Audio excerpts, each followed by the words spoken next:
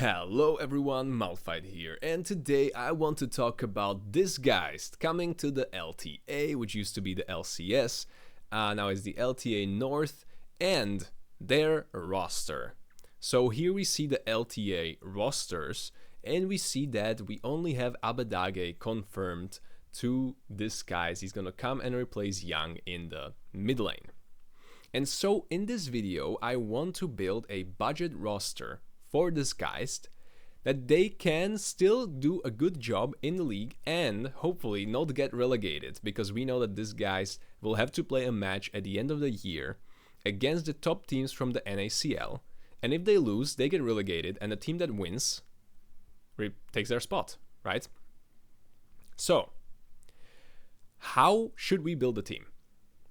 Well, let's see. First, we start with what we know, and that is that we have Abadage coming in the mid lane, and he will be taking one import slot already. So, many people reacted to this change, saying that this is a really bad idea and that Abadage is washed.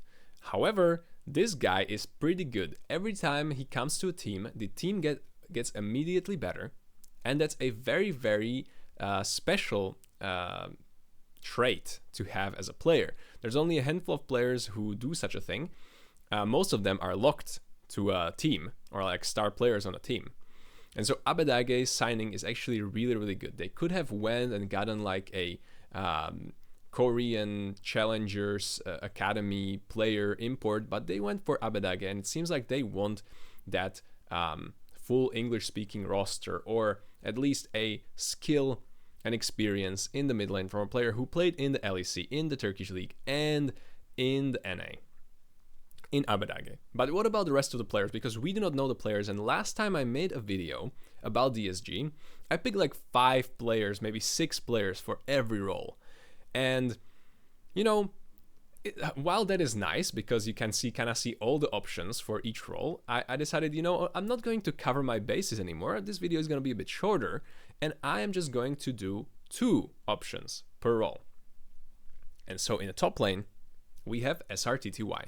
And I think this is the guy you should aim to get, because this guy is the best top laner in the NACL.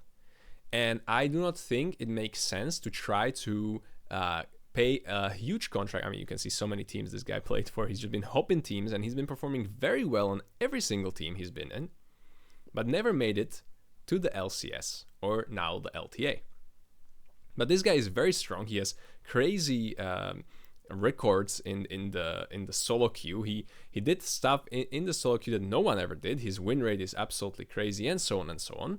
Some of that stuff maybe is not as important, right? We know that solo queue and pro play is not exactly connected. However, he definitely deserves a shot at the big league, at the LTA. But if you cannot get this guy, I don't think you should go for the big players, the big names. I don't think you should go and try to get Castle, who is also an import, because I think the top lane pool in the LCS or the NACL is very, very stacked. And so I don't think you should go and get like Dokla or something. You try to get this guy, and if you cannot get this guy, you keep what you have. And so Tenacity is in this guy's current roster. And I think this guy is still really, really strong. He's very young. He's a very good player, but he just wasn't performing well. And I think that's partially because this guy's roster just was not that strong. Like, their jungle was not impressive, Young was not really good in the mid lane, and their bot lane and support just, was not the best. But, okay. Jungle. Yuji.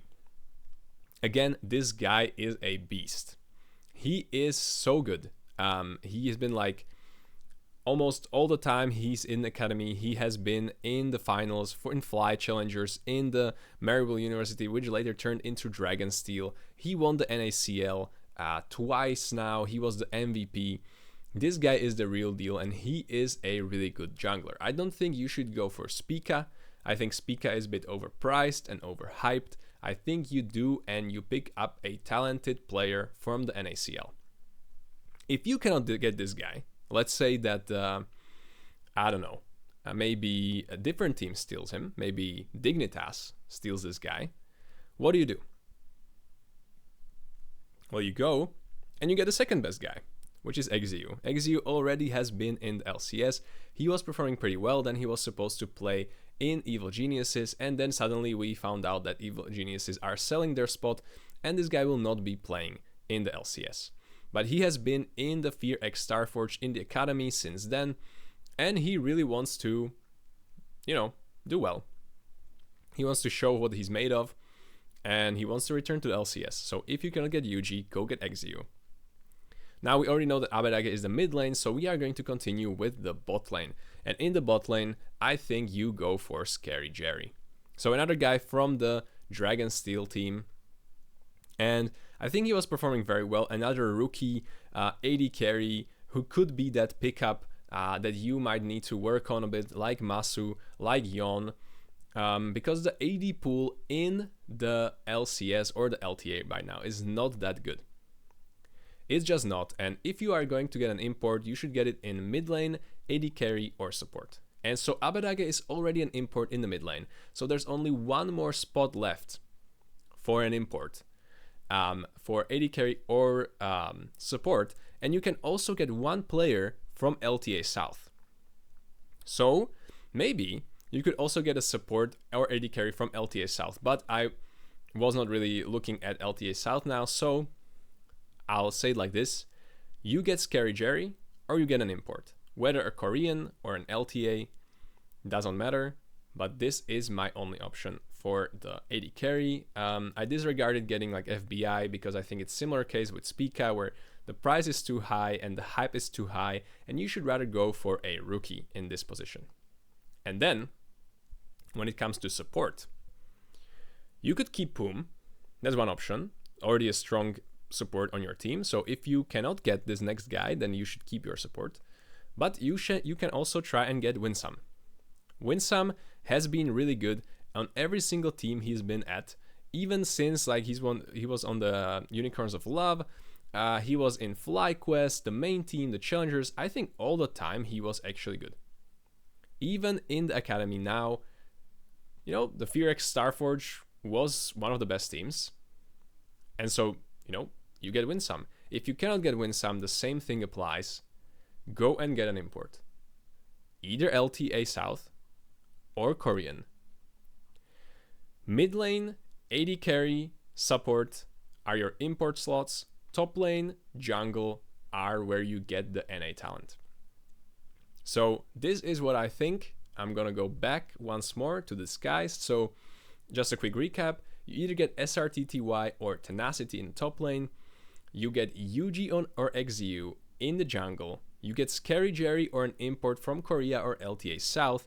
And you keep Poom. Or you get Winsome. And if you cannot get Winsome, you get an import again from LTA South or Korea.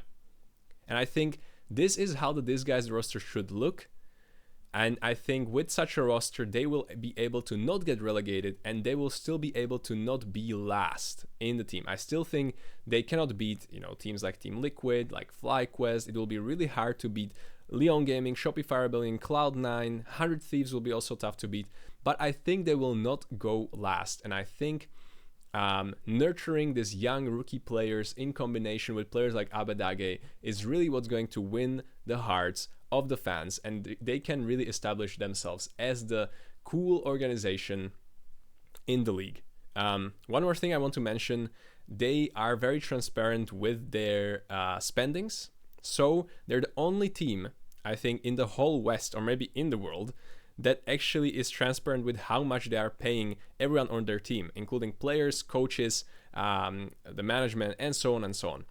And so that's really, really crazy. So maybe I'll make, after the roster is done, maybe I'll make a video talking about the financials, because that's a really cool topic. But I really, really think that's really great, because we are living in times when honesty and authenticity is very, very appreciated when we have so much confidentiality and so on in the sphere and in the content in the leagues and so on. But anyway, I'm rambling for a long time now, so make sure you subscribe. I'm trying to reach 1,000 subscribers as soon as possible. Hit the like out, appreciate it a ton. And I'll see you guys in the next one. Bye bye.